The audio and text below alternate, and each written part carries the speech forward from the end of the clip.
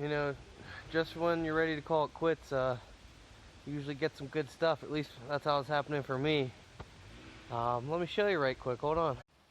Been at it for about a half hour. Nothing. I think I'm hitting the tail ends of the dump, but one shovel away from ready to quit. Got another tag. It's very faint, but that's another Maryland Coal Company tag. I think it's only number 6, so that's an early one if it's just number 6. Definitely 1908. That survived pretty well on the ground for 100 plus years. But besides that, I'm pretty sure this is an old Bitters base. This is where the ponton would be, so it's blown. It almost looks like an eagle or chicken of sorts. Might have to put that on shards to see what the whole bottle looks like, but that got me fired up. A couple lantern pieces, yeah, that's junk. The ever famous Pond's jar, but took one scoop, pulled this out, I thought it was junk. That says 1881 Roger QAT. Oh, it's probably just a silver plated spoon, but that's awesome. Where I'm at isn't too far off from the South Fork Hunting and Fishing Clubhouse from Lake Conemaugh that was famous for causing the 1889 flood, and that almost makes me think I might be able to find some silverware from the clubhouse.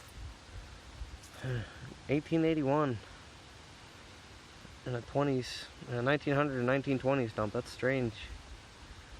I'll get it cleaned up, show you some pictures. Until then, see ya. Back with you here. Starting to get to the tail end of the dump on the far side where I just found that miner's tag, but I decided to switch things up, go to the opposite end, and one shovel in, another carbide headlamp piece. They put the calcium carbide in here with a little bit of water, and that would produce your acetylene gas. That would light your way underground. Let's see what else I can dig up. Just to give you some perspective on how far I made it here today real quick. That right there is a piece of terracotta pipe. So that's definitely 20th. But that was in the ground right about here. Just barely sticking out. So I took this whole area out today. Let's wind it down here. I'm hoping for one more bottle and I'll call it quits, but I did it again. It's either an, that's an O, not a backward C. 079. Another one. Not sure if that's a Maryland tag or if that would be like Operator 79. Not sure. I'll have to hit the museum, do some homework. I'll for sure let you know on the next one. If you're not already, I'd like you to subscribe, so I got lots more coming to you. If you love history like me, then you'll love this channel. Thanks. This will probably be the last clip, but at least before the cleanup. Most people who watch my videos, they often tell me it's a lot of work, but not a whole lot of reward, but I find it very rewarding to me when I find duplicates, stuff that's very rare that I could donate to museums, libraries, and just general historical societies. This is just history sitting in the woods, and if I don't dig it up, it might be lost forever, at least, just in the history books. But I like having physical things for people to look at and remember things by. Speaking of that, let me show you these two bottles I just unearthed. We'll do a live dig. One I know is rare. In the 1910s, 19-teens, 1920s, the Black Hand, which is the early making of the mob, actually burnt down a bottling works in Beaverdale. Might be due to a Union miners' strike, or who knows. I haven't really found exactly why. I just know they burned it down. But enough babbling, let's dig. Alright, left or right? Let's go right. Looks like an old, oh no, the top's chipped. It's an old saddle flask. Ooh. That has a nice star on it. Hold on, let me get her cleaned up. It's a heartbreaker. You guys see that star underneath warranted? Broke at the top. Saddle strap whiskey flask. Oh well.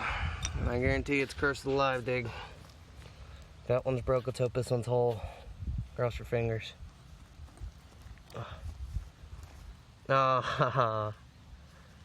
Another registered Cooney Bros Bottling Works. I already donated one of these with the top sawed off to the library. Cooney Bros bottling works was burnt down sometime in the late 20s, early 20s by the Black Hand. That's still a nice one. You got the C on the bottom. Be nice drinking glass material. I got a friend down in Florida I just made. Adventure Archaeology pointed me to him. He'll cut them off right at the top. Real nice drinking glasses. So that'll be a nice piece of local history I can hang on to and drink whatever out of. Alright, let me do a cleanup. Well, sun's going down, so time to go home and hit the pool, chill out. Where to start? Well, let's start with the broken ones. If anybody knows what could be in Presque Isle up in PA, it's a bottling works, let me know. It's probably in the last one. S24.13. Sorry, a little out of breath here. This has to be a Pittsburgh bottle. 814. I don't think that'd be a ketchup. It's not octagonal. Hexagonal. Finds of the day. 2 miners tags. One's a Maryland Coal Company, number 6. One's 079. Again, that bitters piece. What I think is a bitters, I don't know. Somebody let me know. Not an expert at this, only been doing it a couple months. Sure has produced though. Another bottom to a carbide headlamp. There's no calcium carbide in it though. Little bend. Like I said, I don't have that style. I have a couple different styles, only singles. Registered Cooney Bros Bottling Works, Lloydell, PA. Located in Beaverdale. No chips or nothing on the bottom, just a crack in the top. That'll be a good drinking glass candidate, at least for my grandfather. The Star Warranted Flask, that's another heartbreaker. A couple slicks as always. You know, paper label would sit here. There's no dates on it. Definitely a 20s piece. Another 20s. Sorry, I'm getting bit up by the flies. Pawns. This 1881. Let me see if I can get a close up of that if it'll focus on it. Nah. 1881. I'll throw some still shots in there. Another Naps that's broken. That could be like a double shot glass. There's another one. Till we meet again, I guess. Don't forget to like this video and comment with anything you might have knowledge on. Thanks, have a good one.